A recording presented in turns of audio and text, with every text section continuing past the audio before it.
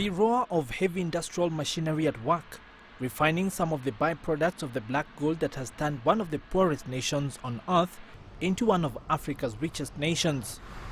Equatorial Guinea has been Africa's third largest oil producer for close to 2 decades now. While the country's 1.1 billion barrels of crude oil reserves will enable over a decade of continued production of oil at current rates, new fields are expected to come on stream in the near future to bolster production.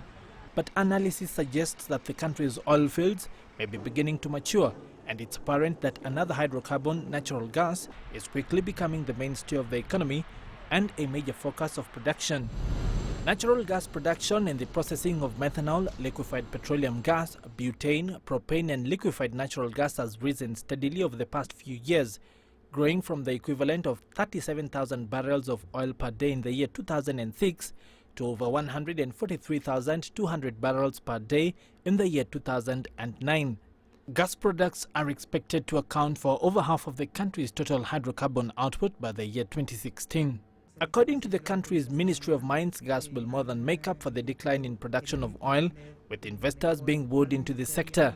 If any investors see clearly that in Equatorial Guinea there's a viable investment that they can bring the funds, then immediately they will be welcome, like any other company who had been and has been already working in Equatorial Guinea, who have invested the funds, recovered all the funds, and they're actually making profits. The country's LNG Punta Europa gas facility is the largest in Africa.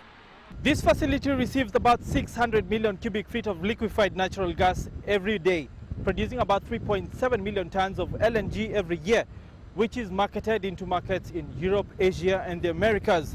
Loading cargo here also reveals a unique detail. The facility also contains the only suspension bridge gas loading train in the entire world, with a system praised for being the most efficient and the cheapest to operate across the entire globe. Up to 5 tankers per month are loaded here. Some of the gas produced is used locally either for power generation or bottling for domestic and small-scale industrial consumption.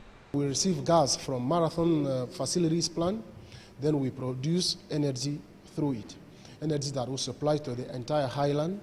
According to government, a second new liquefied natural gas plant is expected to come online in the year 2016, introducing up to 3.4 million tons in additional refining capacity, besides increasing methanol production by 1 million tons at what is already Africa's largest methanol producer. The plan going forward is to turn this into a regional hub, supplying markets both here at home and regionally as they grow in line with the growing African middle class. Peter Okaba, CCTV, at the LNG plant at Punta Europa in Malabo, Equatorial Guinea.